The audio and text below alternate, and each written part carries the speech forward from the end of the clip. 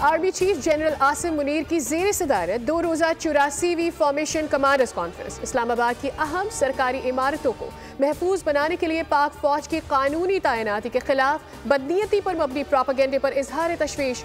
ISPR के मुताबिक forum के शुरका का कहना था कि ये प्रोपेगेंडा बाज़ सियासी अनासर के मज़मूम अज़ाइम के तसलसल की अक्कासी करता है, जिसका मकसद पाकिस्तान की अवाम, मुसल्लह अफवाज और इदारों के दरमियान दरार पैदा करना है। हुकूमत जहर उगलने वालों के खिलाफ सख्त कानून बनाए, जाली खबरें फैलाने वालों को कटहरे में लाया जाए, बैरूनी अनासर की मदद से किए गए प्रोपेगेंडे की ऐसी मजमूम कोशिशें कभी कामयाब नहीं होंगी। फोरम का कश्मीरी अवाम के लिए पाकिस्तान की गैर मुतज़लज़ल सियासी, सफारती और इखलाकी हिमायत का आयादा, बलोचिस्तान में दहशत गर्दों बिलखसूस BLA मजीद ब्रिगेड के खिलाफ ऑपरेशन पर खुसूसी तवज्जो देने का भी आज़म।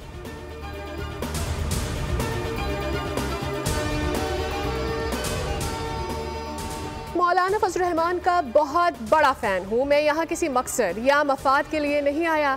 मौलाना फजल रहमान ने जो हमदर्दी PTI के साथ की और जो PTI ने किया, इस पर बात हुई। मौलाना फजल रहमान मदारिस रजिस्ट्रेशन एक्ट और बानी PTI की जान को लाहक खतरात पर भी बात हुई।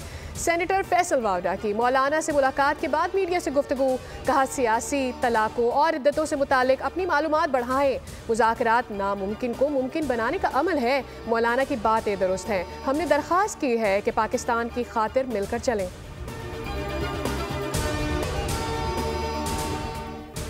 मुल्तान में दिल खराश वाक़या, शौहर ने ख़ानदानी तनाज़े पर बीवी और 2 बच्चों को कत्ल करके खुदकुशी कर ली। शहरी मारूफ ने कार सवार बीवी बच्चों को फायरिंग का निशाना बनाया।